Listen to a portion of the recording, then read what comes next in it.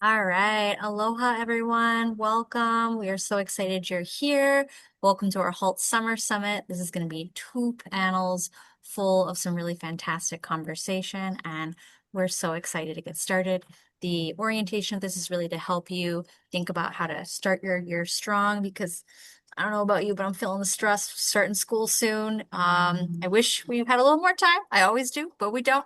And so we're really excited to be able to have this conversation. So before we get started, just want to ground in the mission and vision of HALT. I'm always so honored and grateful to get to be a part of this organization. We really want our teachers to feel connected and supported by the world language community, and we want to be able to offer our students dynamic and engaging world language learning experiences that prioritize proficiency, use of the target language, global competency, and is centered in our local Hawaii context. And so we do that by building this supportive community of world language instructors across the state. And we really want to prioritize comprehensible input, intercultural, and culturally sustaining practices. And that's what we really are grounded in here in HALT and what I hope our conversation really orients to today.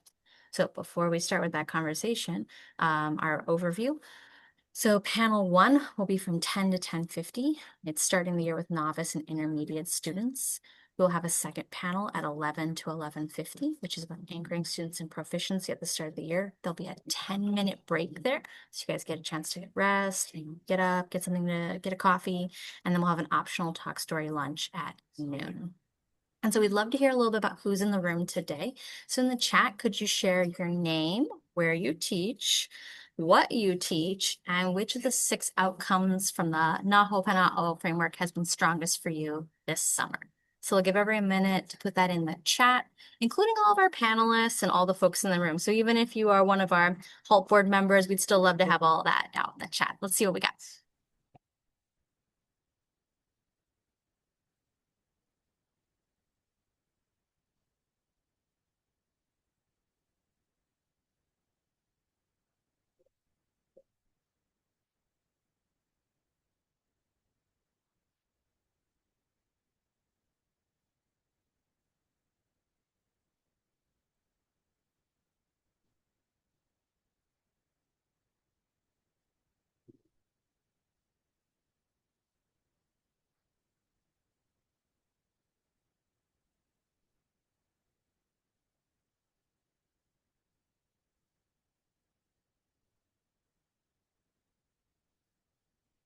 All right, we got some responses coming in.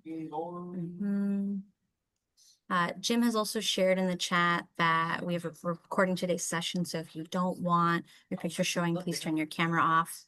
We've got Tanya teaching Japanese, Will from Waipahu High School teaching Japanese.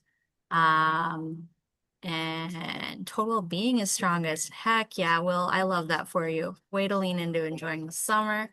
Me from Kealakea High School, I teach Spanish. You've got Aya from Hilo. Aya, total well-being too. I love that. This is not generally what we hear during the school year, so what a joy to see that popping up. You got Jing Wan in here, former Mandarin teacher at OSID. We're so happy you're here, Jing Wan. Joyce from Waipahu. Waipahu strong in this group. We got Hawaii and Excellence.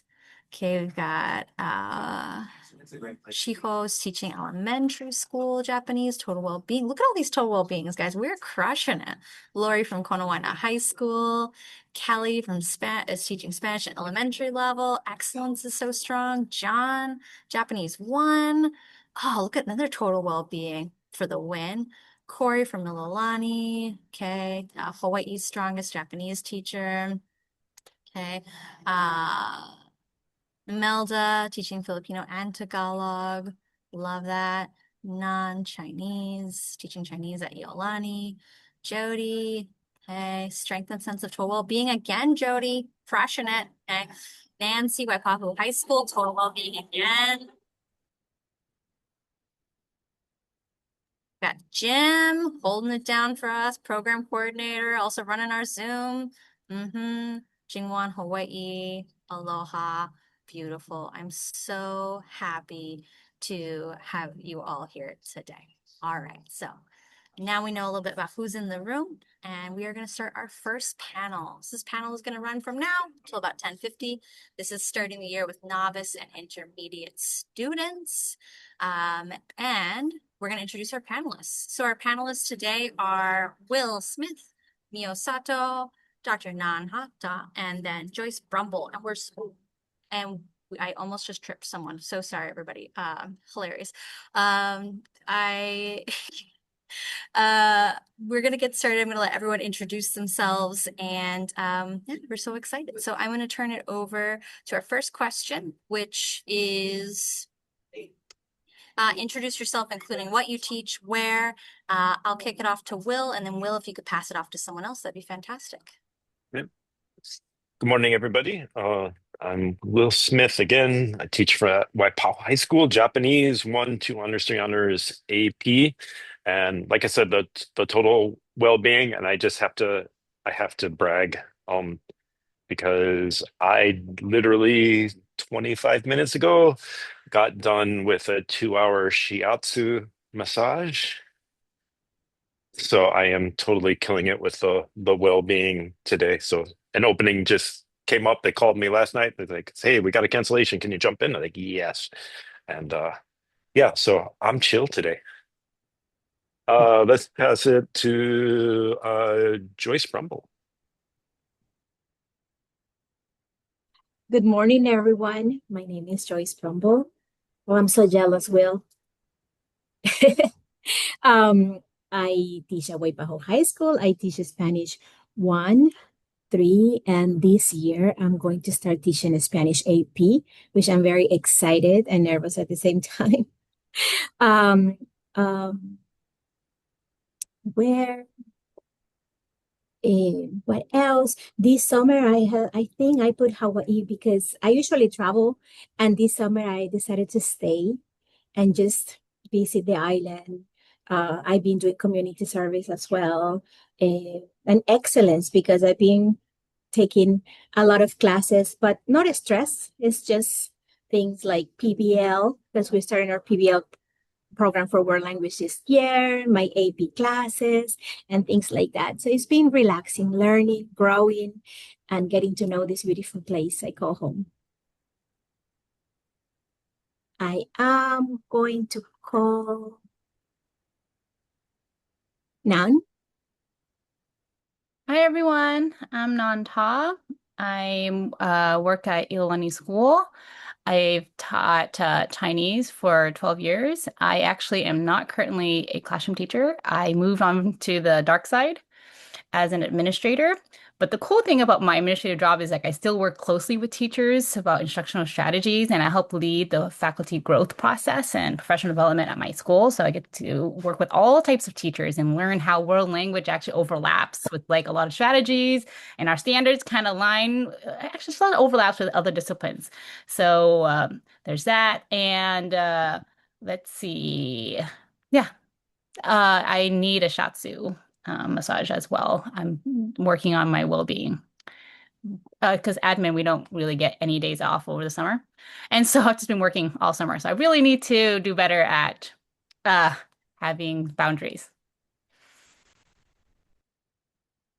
Awesome. Thank you all so much. Our fourth panelist is having a little bit of technical difficulties, and when they are able to join us, we will have them introduce themselves. She's on. Oh, Mio is she on. is. Yay. Yes. Okay. Mio, would you introduce yourself? Tell us what you teach, where. I'm Mio or Sato sensei. Can you hear me? Yes, okay. So I teach Japanese at Pearl City High School. Yeah. Level 1, 3, and I studied AP after school club last year. It's small, but it's a trial stage. And my summer was Aloha because one of our very good colleagues left the island. Well, actually, she's leaving soon, so I'm very sad. Oh, well, we're really glad you are all here. We're going to ask the panelists to jump in as they see fit, as the moment seems right for them. So panelists, you don't have to answer every question. That's totally okay to be like, nah, I don't think that's good, right? Or you could just add on to what someone else said. I want to make sure that everyone's getting a chance to jump in. And so we'll start with our first question, which I know is top of mind for everybody as we start the school year. What are the most effective strategies to reduce student anxiety during the first few days of school? And anyone who wants to start can start us off.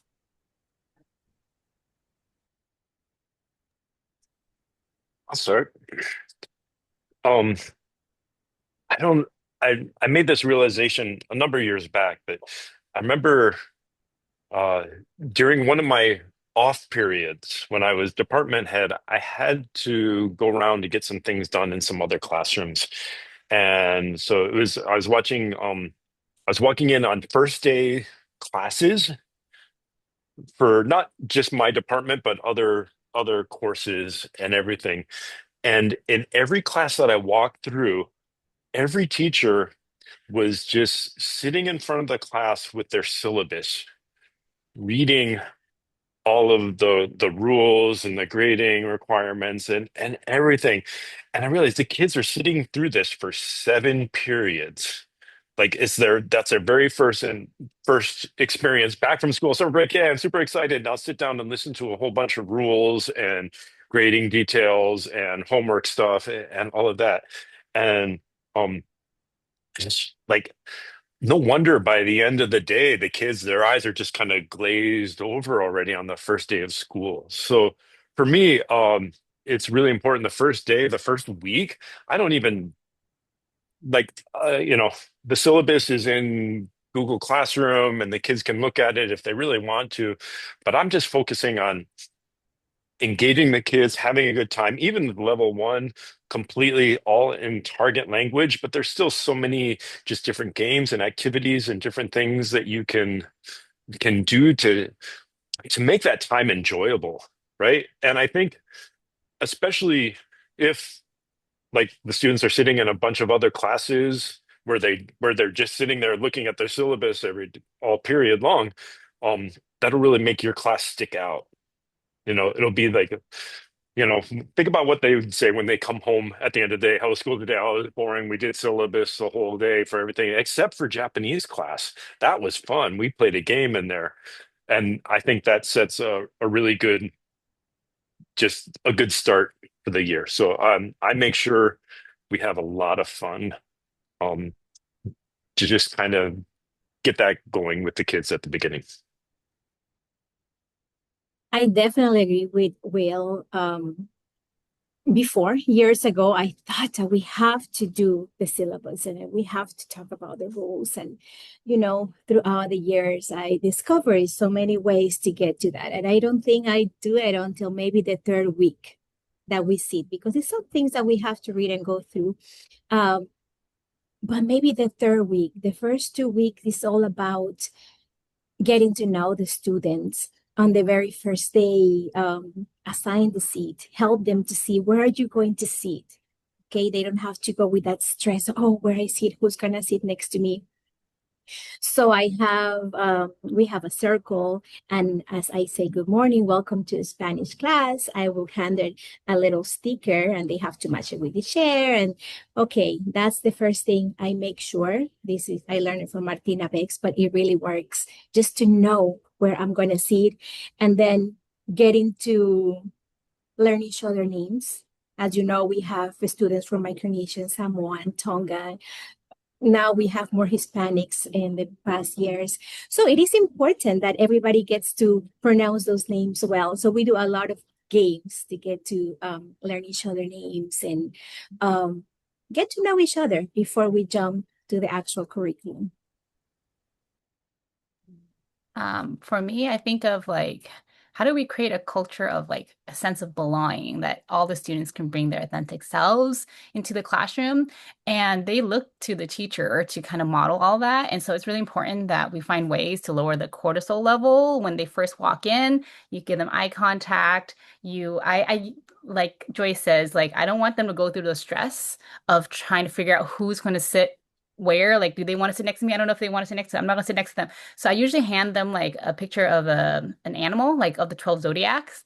Um, and then the 12 zodiac animals, actually, there's two sets. One set I actually already taped to the on their seats, and then like they grab one randomly, and then that's like if they got the lamb, then they would find the lamb seats, and then that kind of reduces like that cortisol level. And there's a cultural component. Like after everyone sits, I ask everyone, "What do you guys notice about these animals?" And then like some of them would like know that it was the 12 zodiac, and then in the first day of school, similarly, I don't go over the syllabus. We actually already immerse ourselves in the target language. Seventh grade, zero beginners, day one. And the first thing is like they know each other's names, and I let them tell me how to pronounce it.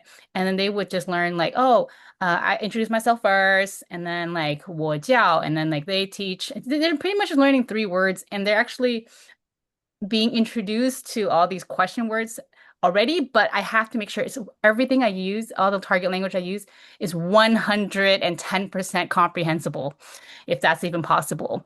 So I have to really slow down and make sure I have like 99% success rate, or I don't know, but lots of movement so the students feel, so I'm setting the tone for the year that this is going to be an immersive classroom, and I'm going to do whatever I can to set the routines so you guys can be ready for this. So I coach them through like hand signals. Hey, if I don't under if I'm going too fast, what do we do? And I coach them through like this hand signal. And I coach them like I would just like blurt out random words in Chinese, and then like they won't do it. I'm like, hey, you guys understand everything I said?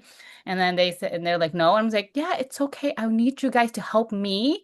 Because when you do this, you're signaling to the whole class that, I mean, you're helping me help everyone else. And I promise you that when you're signaling to me, four other students at least also need me to slow down.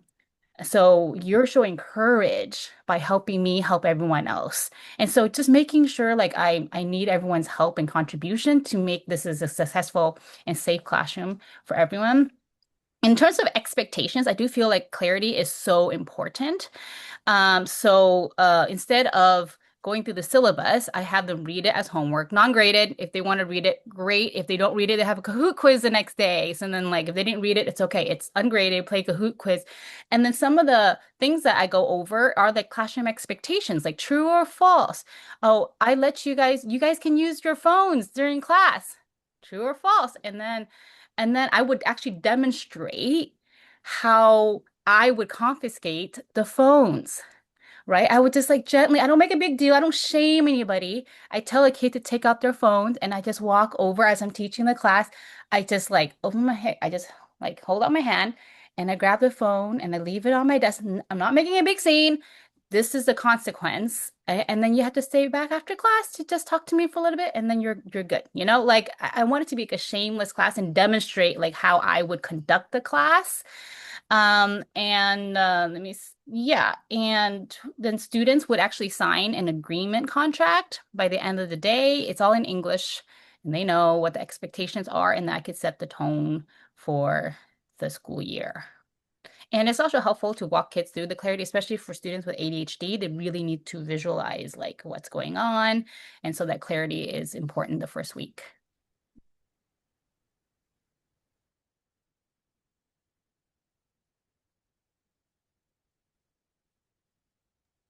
I'm just gonna add a little thing about the game questions. So to know everybody's name and also practice self-introduction, I tell students by showing like how to say the first name des is the ending, like now ending. So they can all say like, okay, Mio des, like Taro des, whatever des. And then once they get it, they get into two lines, face each other, and then just say that part, name, or maybe just greeting also. So like, konnichiwa, and then name des, and then they change the partner, like rotate. So I let them do it like 10 or more times, so they know like half of the class names and also how to say the greeting and their name. So that's like first day thing I do.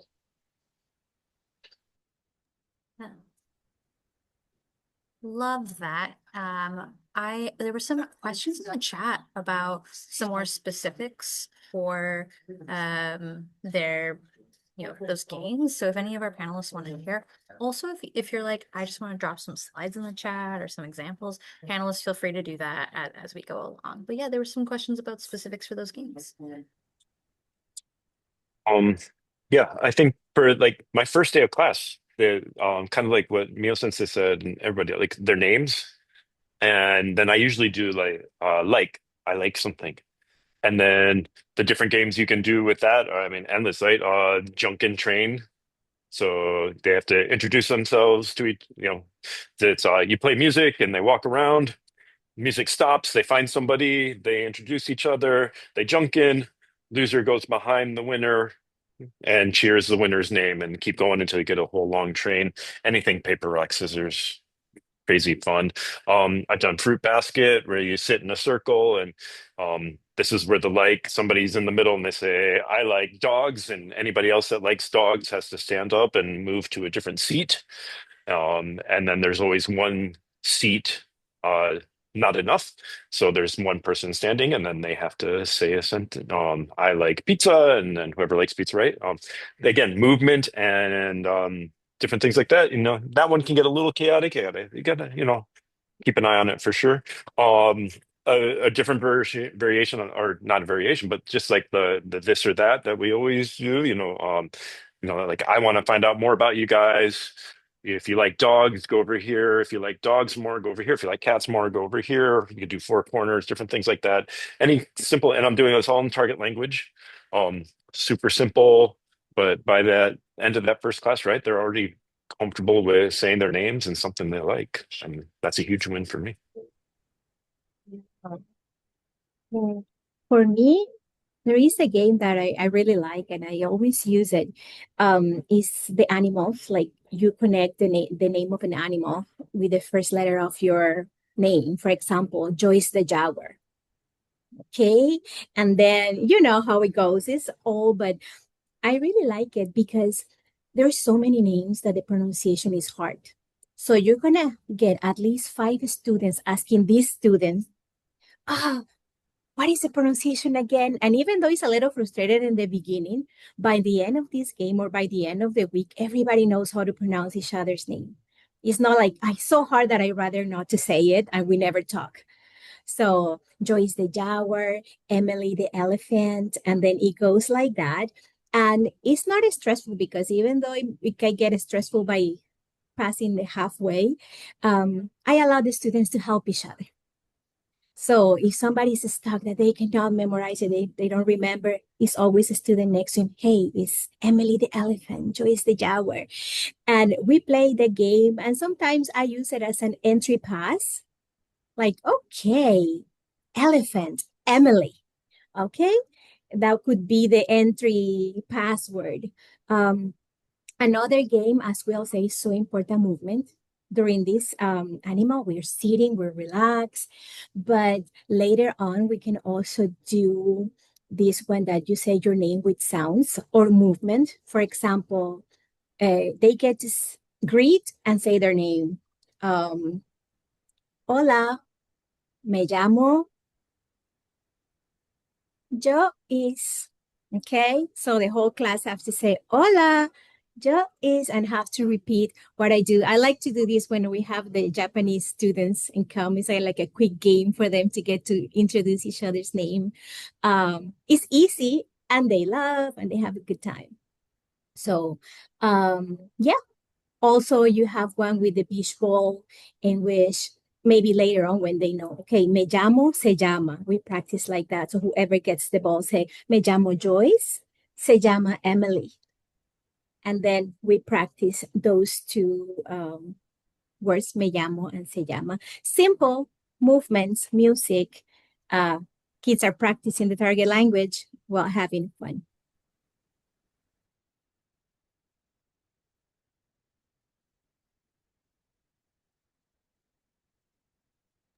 Oh, and by the way, I share some slides in the chat with some of the ideas of what I'm sharing today. So feel free to check it out and ask any questions. Hello, Joyce. It's a fantastic resource. All right, y'all, we're gonna go to our next question. I've got some really good ideas. I'm making my own little list of things, so thank you guys for helping me like liven up my beginning of the year. Classroom agreements. What is your best strategy for co-creating classroom agreements? I'd love to hear some different thoughts on this.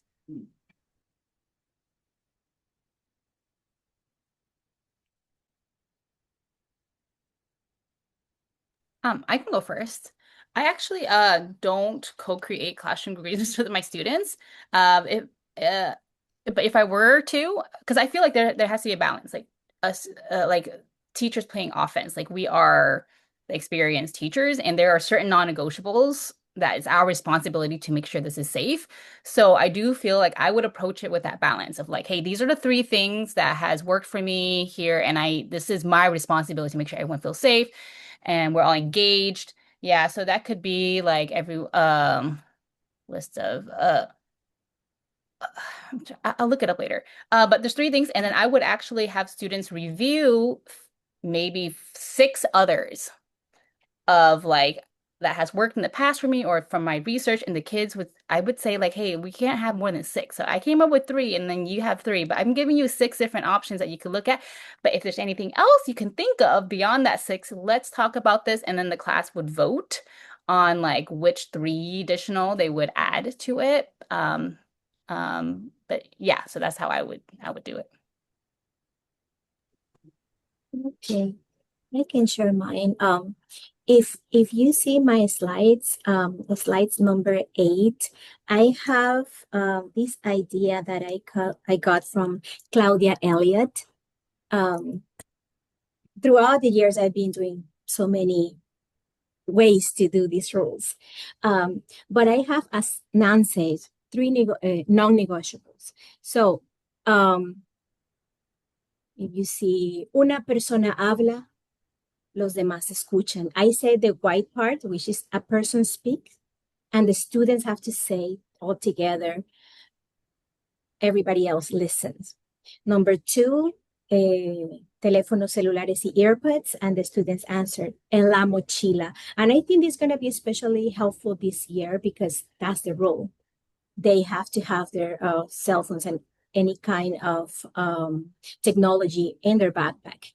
So, and then the last one, which is in English, students respect themselves, others, and school property at all the time. And what the students do is they repeat at all times in Spanish, todo el tiempo. Okay, in the beginning, I can read that part. Everyone is worthy and deserving of your respect. And it would be given to everyone in this classroom under all circumstances. But I repeat that a couple of times in the beginning, and then it's just there. I don't have to repeat that part. Digo, these are my 3 things that I'm asking you guys. And one of the things that I like about this is if in the future somebody is using their phone or is disrupting somebody that is presenting, I just have to say, una persona habla, and the rest of the class is helping me, supporting me, saying, los demás escuchan. So the person that is disrupting, I don't have to say nothing. He knows we're talking to him and he will be quiet. The same with the use of phones or anything else. So it's like a community base. Students are helping me with classroom management. And then number 4, I put them in groups. So they get to write for each of them in a sticky note, what is something important?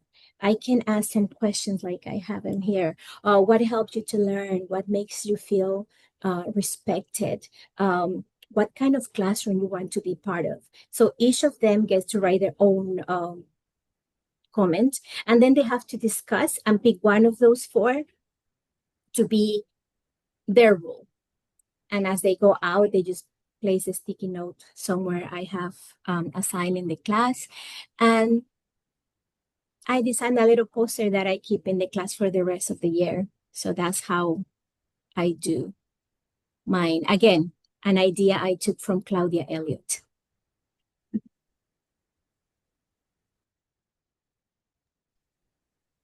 I think I'm similar to Nan in some ways. So I have I follow the classroom rules. I think I got the uh way back in the do your 50%, listen with the intention of understanding, nothing out, the same rules that everybody has. And we don't really negotiate them or co-create them at the beginning.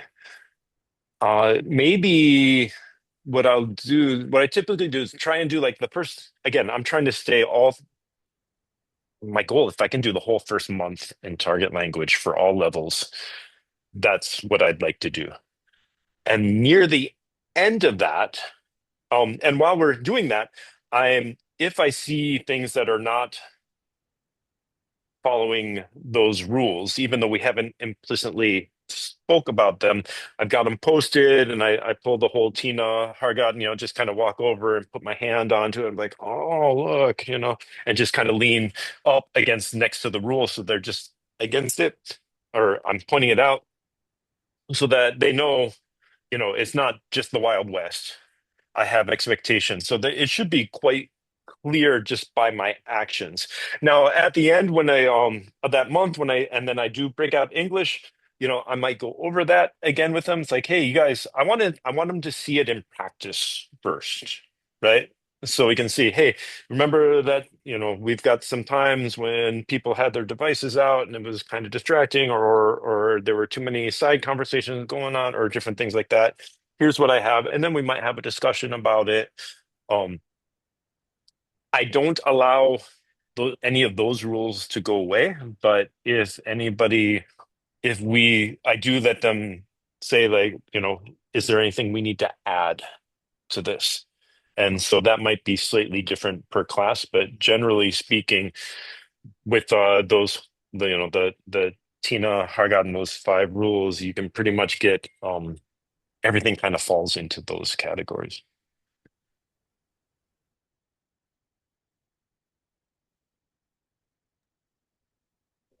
I'm also very similar to Will Sensei and Nan. Maybe it's the Asian language thing that we don't negotiate. No? But I try to explain or make students understand why those rules or expectations are there. So I posted in the chat my Kumamon. Actually, my student teacher Eric made it, but it's expectation pictures. Like, you sit straight and listen to teacher, like make it look like you're into the class. So, like Will Sensei, I will just point at it if somebody is not doing it, and without actually saying it, make all the people understand, like, oh, that's what we are supposed to do. So same for cell phone too. Like, I have the sign that says no cell phone during the lesson. So I would just, yeah, thank you. I would just point at the sign and go like, and then students are like, oh, like put it away. So yeah, that's what I do. Yeah, I have I just shared in the chat what I actually have on my wall that's actually right next to me because I need to point to it a lot just to keep the kids in order, and the student responsibilities, and actually it's a chart. So student responsibilities 1, and then right next to it is my responsibilities. And I can imagine co-creating with the kids, but I would probably pick my top 3 and then we can negotiate, but I have to be the one who draws the line and says that's not okay. But yeah, holds me to it too. When I speak English in class, I just feel so guilty. And then the kids would point, be like, hey, you're responsible to speak Chinese. I'm like, I know, okay, I will.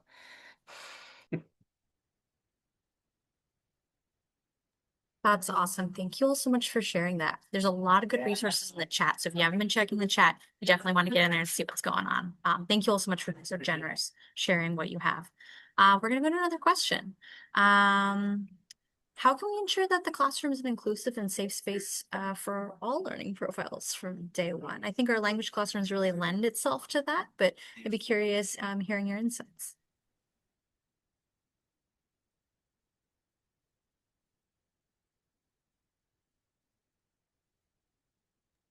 I can go first. So I interpret this question when I see the word learning profiles as students who identify who are neurodiverse students who have accommodation plans, right? And so to address that, I actually would teach students struggle to like, advocate for themselves because they're typically scared of teachers, power dynamics. And so it's really important to create that inclusive and safe classroom for all learners, where you would kind of check in on all the students and who have accommodation plans and then somehow shift the classroom culture where these accommodations is actually normal and it's not something to be frowned down upon. So I would connect with all the students who have accommodation plans and figure out what the logistics would be like. If there's extended time, when would they make it up? If they were going for a long absence, what does that look like?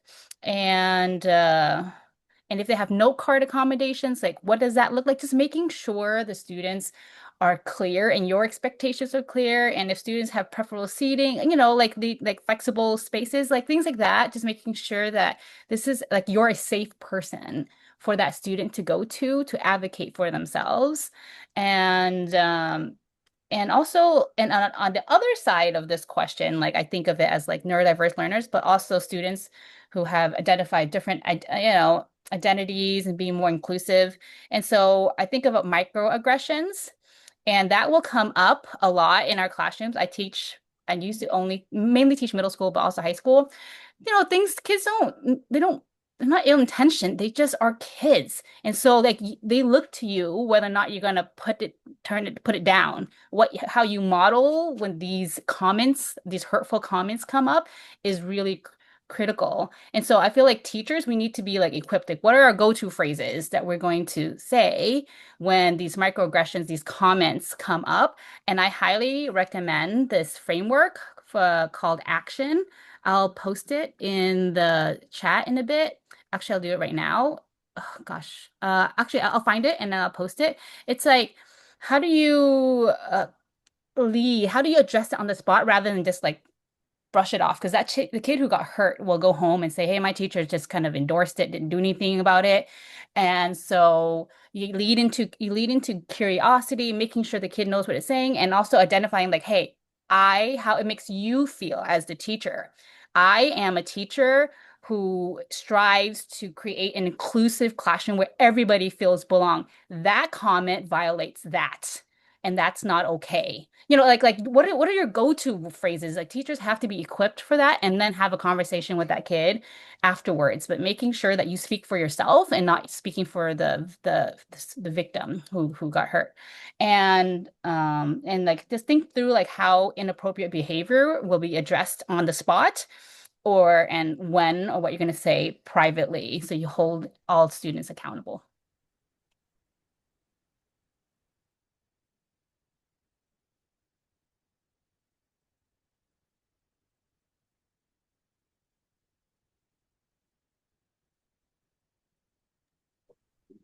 Okay, does anyone else want to add to that? And if you feel like Nan had a great response and you're like, that's good, perfect. Yeah, thumbs up from Joyce, Will, or Mio. Do either one of you want to jump in on that?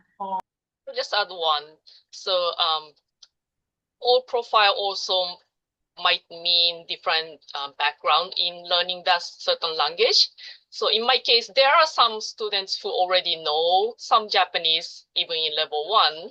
So during the first week, I kind of mixed up the type of questions that everyone can answer or everyone has to guess. So if it's like Japanese language question, how to say certain things, then those kids with Japanese parents would be really advantaged and other kids would feel left out. So I would ask questions that they have to guess, like, oh, what does sensei like? Like, what character does sensei like? Then nobody knows, so they have to guess.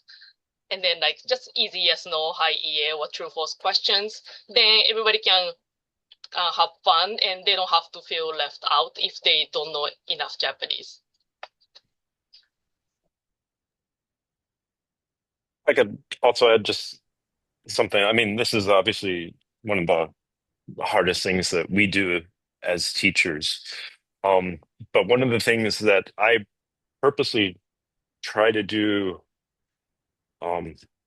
especially with the level 1 students when they can, we're asking a lot of them. when they come in. We're asking, them to be out of their comfort zones, to do things. Our classes are different than math class or other subjects, right? We're asking them to share about themselves, to maybe move around, to act silly in front of their peers sometimes and things like that. And so one of the things that I think really helps this and make sure that students understand that this is a safe place, it's a safe place to make mistakes. That is the hugest um, hurdle I think I have as a teacher. Just getting, um, the idea that they're going to be perfect speakers in just a couple of weeks and never, um, so we ask a lot of them. So I make it, a point to uh, I tell them stories, give them examples of times when I just fell flat on my face and screwed up something language related. There are so many stories when I first moved to Japan or my time as an exchange in Germany where I just said things that I thought were completely logical and made sense and were completely wrong, and it was embarrassing and whatever. And it's okay, right? You're gonna get there. I tell them, stories. I just got back from Japan a couple of weeks ago, and I'm a Japanese teacher, and I've known Japanese for more than 25 years. I still screw things up. I still hear things wrong, mistake a word, go the wrong way at the train station, different things like that. It still happens even with somebody who's experienced. So of course it's going to happen with you, and that's okay. And trying to get them to feel comfortable and okay with not being perfect or having the absolute correct answer that a lot of school requires of me. Okay. Actually, I think I can share something since I listened to all your examples. This apply. Again, if you can see the slides and we go to slide number 9, there is this activity that I do after we get to know each other. We circle, we play some games, we feel more comfortable. They have like a little mini project that they have to do maybe at the end of the second week or half of the second week where they I gave him this locker. This is from back during COVID times, but I recycle and I really like to do this activity. I give the instructions as you see here. I model how do I want this. They have to share 7 to 10 things about themselves. And the only thing I ask them to do in Spanish is a greeting and their name. Buenos días, me llamo Joyce Brumble. And the rest is in English. And you say, but this one, they are not getting input. There's only 2 words, all this work. But I actually love it because I've been extending it throughout the years. And this is very helpful because, for example, I say, my name is Joyce Brumble. I'm from Panama. My academy is the Academy of Natural Resources. My favorite show is this, blah, blah, blah. They're getting to know each other. Oh, I am in the same academy. I am in the same thing. We have the same likes and dislikes. They get to know each other. Then, if we can go to the next slide very quick.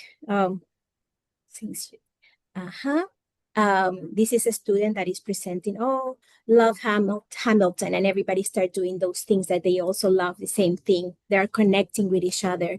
And after everybody finish with their presentation, okay, everybody gets to know each other. I move on to use and recycle these same slides to do something more communicative. Like next slide, with the same student, we get to have conversation. And this is click. It shows the whole thing, but I go one by one. Oh, is it boy or is a girl? Oh, it's boy, their name. And we get to do a reading. And the next class, we can do the next slide.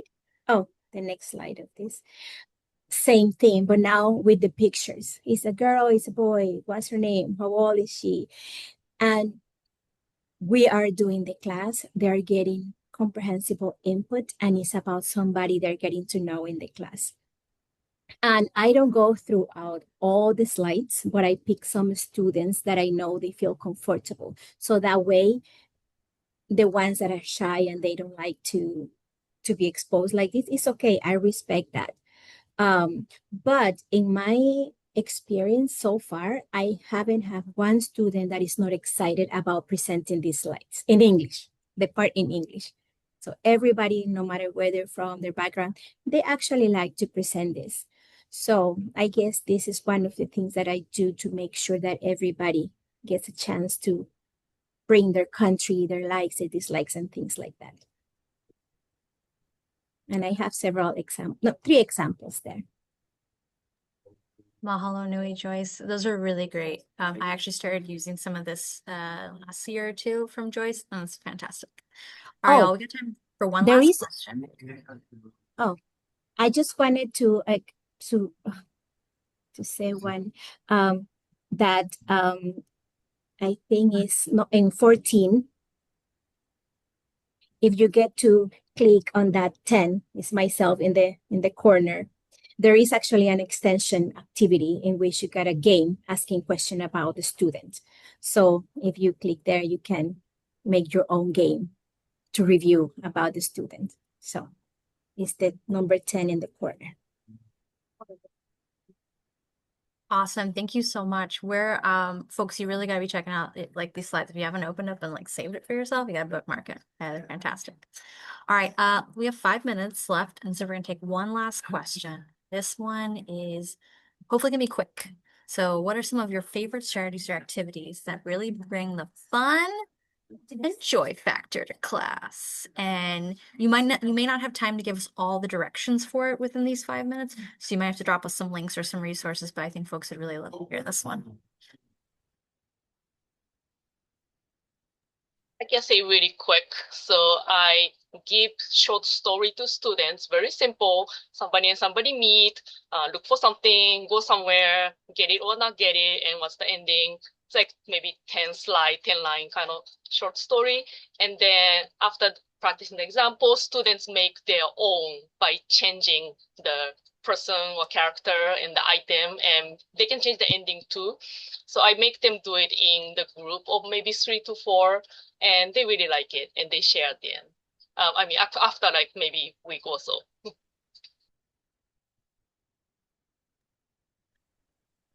I'm sure many of you have tried and are doing many CI techniques. For me, it's one word image. I can't tell you how much mileage I get and how much fun we have with that.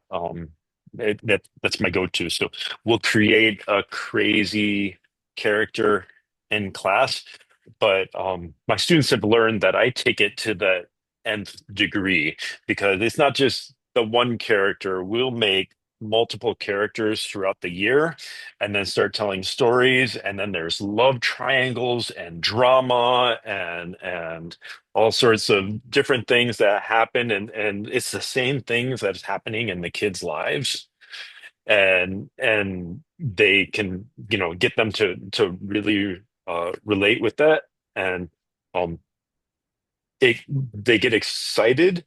They remember.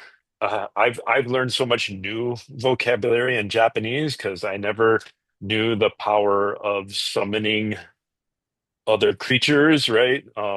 Just different things like that. And the students really get uh, excited, but they almost get territorial about, they're like, we have this one group that really likes this character and this other group that really likes this character. And I think it depends on who's, the student input when we were creating them. But, it's kind of like, I don't know, for those of you a couple years back, you remember like Twilight, there was like Team Edward and Team Jacob, and it almost gets to like that level of I don't want to say competition, but like cheerleading in the class for the different characters. So much fun.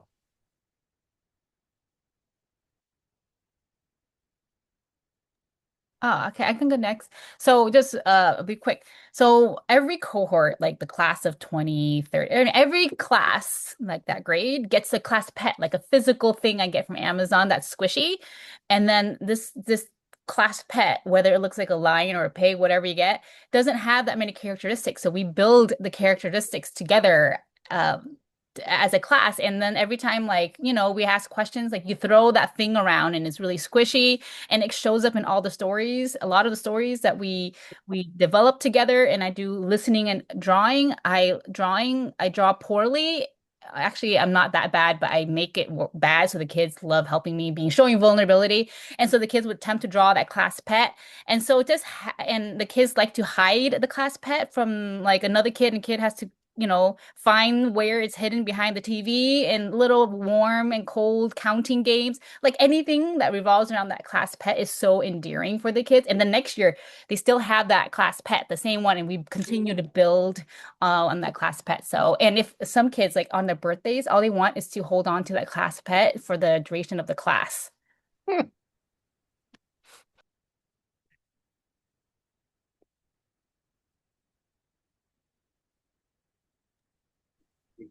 That's so funny. I really love that. That's great. All right, panelists. I don't want to make sure I didn't cut anybody off. Did anybody want to add anything before we close out?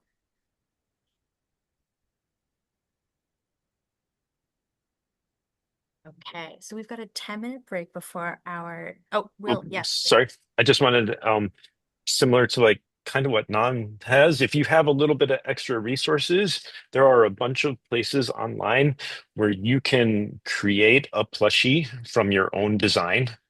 I haven't done this yet, but I'm thinking of this is my next evolution stage when we make our crazy characters in one word image to then have a actual plushie made of that character and bring it to class. So again, taking it to that end degree. So super fun. Oh my gosh, that sounds like so much fun. Okay. Well, if anyone does that, we're gonna all have to reconnect and like see what crazy creatures you all came up with. All right, so I really want to mahalo our panelists. We've got Will, Nan, Joyce, and Mio. We're so grateful for all four of you being here and sharing all of your experiences with us. We're gonna take a 10-minute break. And in that 10-minute break, if you want to get up, great. If you want to stay here and want to throw some ideas out in the chat or have a little bit of conversation, that's fine. We're going to come back in 9 minutes for another panel. So can we give our panelists a round of applause, everyone? Round of applause. Thank you so much. Fantastic. All right, y'all. We'll see you in 8 minutes. But like I said, if you want to stay and you have some questions or whatever, I think you can ask them. But otherwise, we're all going to take a little break.